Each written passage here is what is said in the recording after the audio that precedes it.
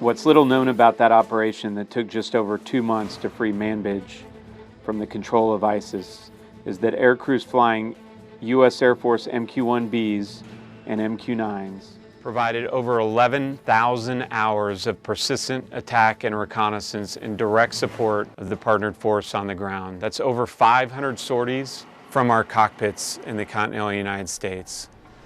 I think the most difficult thing about being a sensor operator during this offensive was keeping mentally and physically focused on what was going on, because at any given time we were sent over to help out if we were nearby, and I always had to be mentally prepared to release weapons and to get rid of the enemy assets to make sure our guys on the ground were safe.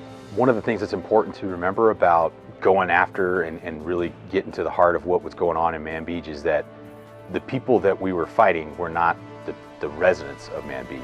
Ultimately, we wanted as much as possible, I think, as a fighting force, for them to have a home to go back to. Most of the action was on the outskirts of the town, so a lot of it was small villages, open country. As they pushed in towards July, they actually were able to encircle the city and began the offensive in a more difficult environment, and were able to provide full motion video and a better situational awareness of the battlefield. We also don't have to do aerial refueling. We're able to stay on station for 20 hours at a time and provide a constant overwatch for the friendly forces.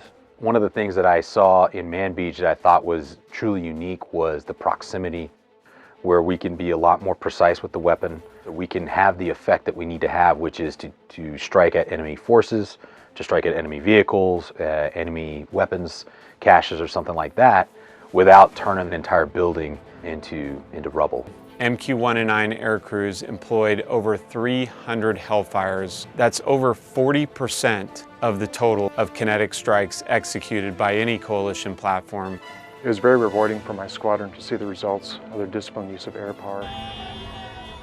When, in late August, we saw the video that was coming out of Manbij, the video of the men, women, and children reclaiming their city, they were very happy to be free from ISIS rule.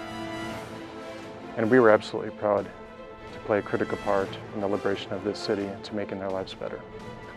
For the past 70 years, the Air Force has been breaking barriers as a member of the finest joint warfighting team on the planet. And what that joint warfighting team accomplished in Manbij, with our coalition partners in the air and partnered forces on the ground, is evidence of the fact that the military defeat of ISIS is inevitable.